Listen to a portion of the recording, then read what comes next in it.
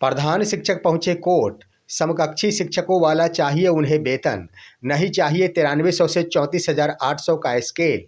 नियोजित शिक्षक है नियमित शिक्षक, संविदा पर नहीं है कार्यरत। इससे संबंधित पत्र एक बार फिर से हो रहा है वायरल। दोस्तों नमस्कार, मैं हूं आपका दोस्त एसके चौधरी। प्रधान शिक्षकों ने आखिर कोर्ट का दरवाजा खटखटा दिया। उसका मुख्य कारण कि वो अपने बेसिक पे यानी वेतनमान को लेकर संतुष्ट नहीं है। लेकिन दोस्तों आखिर उन्होंने कोर्ट का दरवाजा खटखटाया है। वह कोर्ट के दरवाजे इसलिए भी नहीं खटखटाया गया उनके द्वारा कि उन्हें 9300 से 34,800 का स्केल चाहिए। वो अपने बस समकक्षी शिक्षकों वाला वेतन की डिमांड को लेकर ही कोर्ट का रास्ता चुने हैं। आइए आज के इस वीडियो में चर्चा करते हैं कि आखिर प्रधान शिक्षकों के द्वारा जो कोर्ट का दरवाजा खटखटाया गया है उसका मूल मकसद क्या है।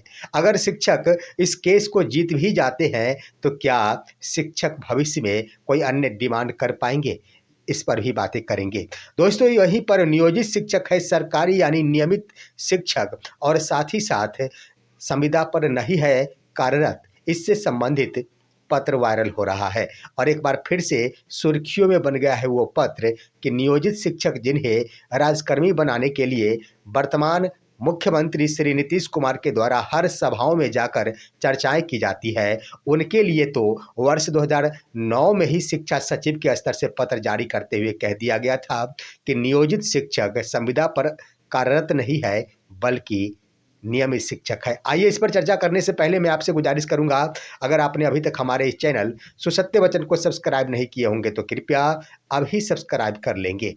दोस्तों आपको बता देना चाहेंगे कि प्रधान शिक्षक अपने बेसिक पे को लेकर संतुष्ट नहीं थे। लगातार ही सोशल मीडिया के माध्यम से और साथ ही साथ कई पत्रों के माध्यम से सरकार के समक्ष उनके द्वारा आवेदन सुपुर्द कराया गया कि हमारे बेसिक पे में बढ़ोतरी होनी चाहिए।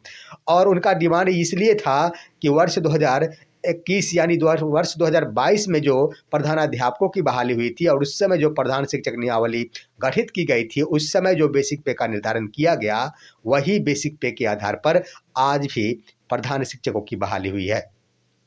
और उन शिक्षकों की ओर से डिमांडें यही थी कि वो उस वक्त का था, लेकिन फिलहाल जो बहाली हुई है, फिलहाल हमारे वेतन में बढ़ोतरी होनी चाहिए जो 4 साल गुजर चुके हैं। वहीं पर देख लिया जाए दोस्तों कि आखिर उनके आवेदनों पर विचार नहीं हुआ, जिसको लेकर अंतिम रूप से प्रधान शिक्षकों के शिष्टमंडल के द्वारा कोर्ट का दरवाजा खटखटा दिया गया है और आज उसकी सुनवाई भी हुई है। शिक्षकों का कहना है कि काफ़ी सकारात्मक रुख देखने को मिला है और इसमें हम जीत सकते हैं। अब यहाँ पर सवाल ये उठ रहा है कि जीतना और हारना ये तो बाद की बात है, यह तो जज के ऊपर निर्भर करेगा कि उसमें सफलता देते हैं या फिर ना देते हैं। लेकिन डिमांडे पर आप जरा गौर करेंगे तो आप भी सोचेंगे कि भला अगर कोर्ट का दरवाजा भी खटखटाया गया तो एक छोटी सी प्राप्ति के लिए क्यों? क्योंकि दोस्तों उनकी डिमांड ये है कि हमारा जो बेसिक पे 30,500 रुपये निर्धारित किया गया है, वह 30,500 रुपये बेसिक पे ने आखिर हमें कनीय घोषित कर दिया है। यानी उनका कहना है कि 4208 जो पत्र जारी किया गया उसके आधार पर प्रधान शिक्षकों को भी पे प्रोटेक्शन का लाभ दिया गया है और पे प्रोटेक्शन का लाभ देने के क्रम में अगर सबसे पुराने नियोजित हो या विशिष्ट शिक्षक हो, वो अगर प्रधान शिक्षक का पद योगदान कर लिए हैं तो उनका बेसिक पे कम से कम अभी वर्तमान में 31,370 रुपये हो जा रहे हैं। और वहीं पर जो अन्य प्रधान शिक्षक होंगे उनका न्यूनतम बेसिक पे और अधिकतम बेसिक पे 30,500 रुपये ही निर्धारित है। इसको लेकर उनके स्तर से कोर्ट का दरवाजा खटखटाया गया है कि मुझे अन्य कोई डिमांड नहीं है, मुझे कम से कम चाहिए, मुझे कोई स्केल नहीं चाहिए, मुझे हमारे समकक्षी जो प्रधान शिक्षक हैं जिन्हें पे प्रोटेक्शन का लाभ मिला है, मेरा वेतन उनके समकक्ष कर देनी चाहिए। अब दोस्तों यहाँ पर तमाम प्रधान शिक्षकों के लिए यह डिमांडें रखी गई है कि हमें उनके बराबर यानी 30,500 से बढ़ाकर हमारा बेसिक पे 31,670 रुपये कर दिया जाए। अब सवाल उठ रहा है कि जब इतना बड़ा झोल है और जब इतनी बड़ी लड़ाइयाँ लड़ने जा रहे हैं तो आखिर इतनी सी छोटी सोच क्यों? अगर मान लिया जाता है कि इस बार जीत भी मिल जाती है प्रधान शिक्षकों को। प्रधान शिक्षक अगर जीत भी जाते हैं, कोर्ट का आदेश भी पारित हो जाता है, तो जरा गौर कीजिए कि 31,670 रुपया ही बराबरी करने का आदेश प्राप्त हो जाएगा, तो क्या भविष्य में प्रधान शिक्षक वेतन बढ़ोतरी को लेकर कभी कोर्ट का रास्ता खोज सकेंगे? क्या दोबारा वो कोर्ट को के रास्ते को अपना सकेंगे? क्या प्रधान शिक्षक दोबारा मुख्यमंत्री के समक्ष जाकर ये कह सकेंगे कि मुझे वेतन में बढ़ोतरी चाहिए? कदापि नहीं कह सकेंगे दोस्तों, क्योंकि आपको मालूम होगा कि पहले से ही डिमांडें की जा रही थी कि इन्हें 4600 का ग्रेड पे मुहैया कराया जाएगा। और प्रधान शिक्षक जिस वक्त विद्यालय योगदान किए, उसी समय से ये खबरें सुर्खियों में बन गई कि प्रधान शिक्षकों को अलग से स्केल दिया जाएगा। और उनके डिमांड भी यही थी कि 9300 से 34,800 का स्केल चाहिए और हमें 4600 का ग्रेड पे चाहिए। अब वहाँ पर वो डिमांड कहाँ चला गया? यहीं पर आकर खिसक कर रह गए, वही खिसक कर रह गई दोस्तों। यानी कोई भी वेतनमान की डिमांडें उनके स्तर से नहीं की गई। आखिर कौन से राजकर्मी है जिनका 31,670 रुपये बेसिक पे है? किसी की भी नहीं दोस्तों। कम से कम राजकर्मी वाला तो डिमांडें की जानी चाहिए थी। तो इसको लेकर दोस्तों आखिर रास्ता तो अपनाया गया है, परंतु एक छोटी सी उपलब्धि के लिए अपनाया गया है, जो बड़े उद्देश्यों की पूर्ति नहीं कर सकता है। निश्चित रूप से जीत मिल सकती है, इसमें कोई दो राय नहीं है, लेकिन ये भी बात सत्य है कि एक बार जीत मिल जाने के बाद दोबारा लड़ाइयाँ ही समाप्त हो जाएगी। वहीं दोस्तों एक पत्र वायरल हो रहा है नियोजित शिक्षकों से संबंधित।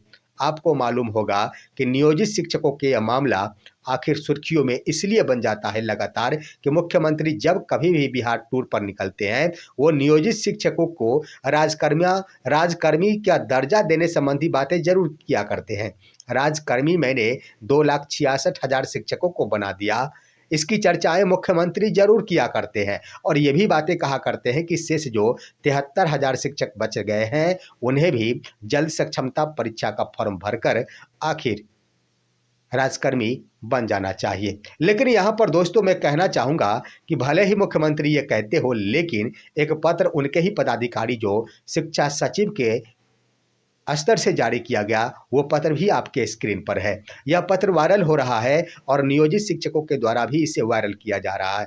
आखिर क्या कारण है जो इसे वायरल करना पड़ा है? दरअसल दोस्तों वायरल करने का मुख्य उद्देश्य के बारे में हम बातें करेंगे आगे, लेकिन सबसे पहले जानिए कि ये जो पत्र है उसमें लिख दिया गया है, शिक्षा सचिव ने मुख्य निर्वाचन आयुक्त को पत्र लिखा है और इसमें लिख दिया गया है कि नियोजित शिक्षक नियमित शिक्षक है और संविदा पर कार्यरत नहीं है। उसके बाद लिख दिया गया कि ये पंचायती राज स्थानीय निकाय के कर्मी है और समय समय पर राज्य सरकार के द्वारा इन्हें अनुदान दिया जाता है। ये भी सबसे ऊपर में लिख दिया कि ये संविदा पर कार्यरत नहीं है, नियमित शिक्षक है। अब दोस्तों नियमित शिक्षक का दर्जा उन्होंने पत्र के माध्यम से दे दिया मुख्य निर्वाचन आयुक्त को, आखिर क्यों? लेकिन आज की तारीख में भी वर्ष 2009 के समय में पत्र जारी कर दिया गया और उसके बाद देख लिया जाए 16 साल बीत जाने के बाद अभी तक शिक्षकों को राजकर्मी बनाने की चर्चाएं चालू ही है। जिन शिक्षकों को शिक्षा सचिव ने वर्ष 2009 में ही नियमित शिक्षक घोषित कर दिया, ये कह दिया कि ये संविदा पर कार्यरत नहीं है यानी राजकर्मी है, और उन्हें अभी राजकर्मी बनाने की बातें की जाती है, तो हास्यास्पद जरूर बन जाता है। दरअसल शिक्षकों के द्वारा आखिर क्यों वायरल किया जा रहा है? तो इसका दो उद्देश्य हो सकता है कि हो सकता है शिक्षकों के स्तर से इस पत्र को लेकर अब सरकार को घेरने की तैयारी हो, चाहे वो कोर्ट के माध्यम से हो, चाहे वो सड़क के माध्यम से हो, चाहे वो सदन के माध्यम से हो। शेष जो नियोजित शिक्षक रह गए हैं अपनी तैयारियों के मुताबिक वो सरकार को घेरना चाहते हैं, इस पत्र के माध्यम से सरकार को रगड़ना चाह रहे हैं कि आखिर आपने ही यह पत्र जारी कर दिया तो दोबारा कैसे राजकर्मी का दर्जा देने की बातें कर रहे हैं। एक तो ये उद्देश्य, और दूसरा ये है कि सरकार की पोल खोलने के लिए यह पत्र वायरल किया जा रहा होगा, क्योंकि मुख्यमंत्री लगातार ही राजकर्मी का दर्जा देने की बातें कर रहे हैं। तो आखिर कैसे कर रहे हैं? सरकार ने आखिर नियमित शिक्षक मानकर नियोजित शिक्षकों को उनके पूर्व की सेवा में वापस ला लिया। इसी का यहाँ पर खुलेआम करने की कोशिश की जा रही है। यानी सरकार यह मान चुकी थी कि ये सभी शिक्षक नियमित शिक्षक है अपने पत्र के माध्यम से, और बाद में चलकर उसे नियोजित शिक्षक ही बना दिया गया। इसी का खुलेआम करने की कोशिश शिक्षकों के द्वारा पत्र को वायरल करके किया जा रहा। और दूसरा ये है कि शिक्षकों के द्वारा यह भी पोल खोली जा रही कि लगातार ही सरकार के स्तर से शिक्षकों का शोषण किया जाता है, शिक्षकों को यूज किया जाता है।